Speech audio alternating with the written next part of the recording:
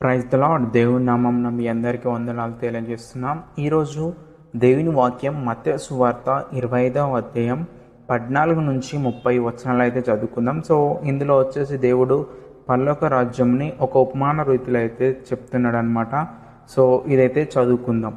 ఒక మనుషుడు దేశాంతరమునకు ప్రయాణమై తన దాసులను పిలిచి తన ఆస్తిని వారికి అప్పగించినట్లుండును. అతడు ఒకనికి 5 తలంతులను, ఒకనికి 2, ఒకనికి 1 ఎవరి సామర్థ్యము చొప్పున వానికిచ్చి వెంటనే దేశాంతరము పోయెను.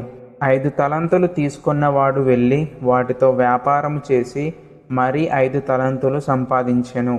అలాగుననే 2 తీసుకున్నవాడు మరీ 2 సంపాదించెను.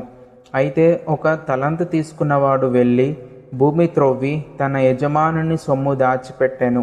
బహుకాలమైన తర్వాత ఆ దాసుల యజమానుడు వచ్చి వారి యొద్ద లెక్క చూచుకొనెను. అప్పుడు 5 తలంతులు తీసుకున్నవాడు మరి 5 తలంతులు తెచ్చి, అయ్యా, నీవు నాకు 5 తలంతులు ఇచ్చితివే, అవి గాక మరి 5 తలంతులు సంపాదించునని చెప్పాను. అతని యజమానుడు, బల నమ్మకమైన మంచి దాసుడా, నీవు ఈ కొంచెంలో నమ్మకంగా ఉంటివి, నిన్ను అనేకమైన వాటి మీద నియమించెదను, నీ యజమానుని సంతోషంలో పాలు పొందుమని అతనితో చెప్పెను. అలాగే 2 తలంతులు తీసుకున్న వాడు వచ్చి, అయ్యా, నీవు నాకు 2 తలంతులు అప్పగించితివే, అవియుగాక మరి 2 తలంతులు సంపాదించునని చెప్పెను.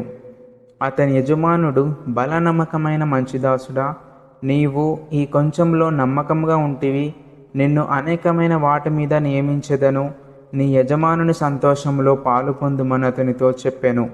తర్వాత 1 తలంతు తీసుకున్న వాడును వచ్చి, అయ్యా, నీవు విత్తని చోట కొయ్యువాడవును, చల్లని చోట పంట కూర్చుకొని వాడవునైనా కఠినుడవని నేను ఎరుగుదును గనుక నేను భయపడి వెళ్ళి నీ తలంతును భూమిలో దాచిపెట్టి తిని, ఇదిగో నీది నీవు తీసుకొనిమని చెప్పాను. అందుకు అతని యజమానుడు వానిని చూచి, సోమరివైన చెడ్డదాసుడా, నేను విత్తని చోట కొయ్యువాడను, చల్లని చోట పంట కూర్చుకోను వాడనని నీవు ఎరుగుదువా? అట్లయితే నీవు నా సొమ్ము సహకారుల యొద్ద ఉంచవలసి ఉండెను.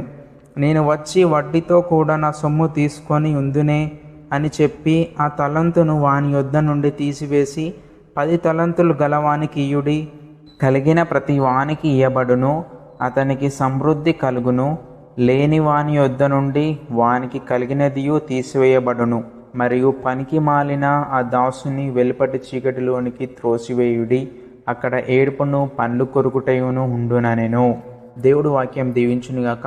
ఇలాంటి బైబిల్ కంటెంట్ కోసం ఎబెనెజర్ యూట్యూబ్ ఛానల్ని సబ్స్క్రైబ్ చేసుకోండి. Praise the lord.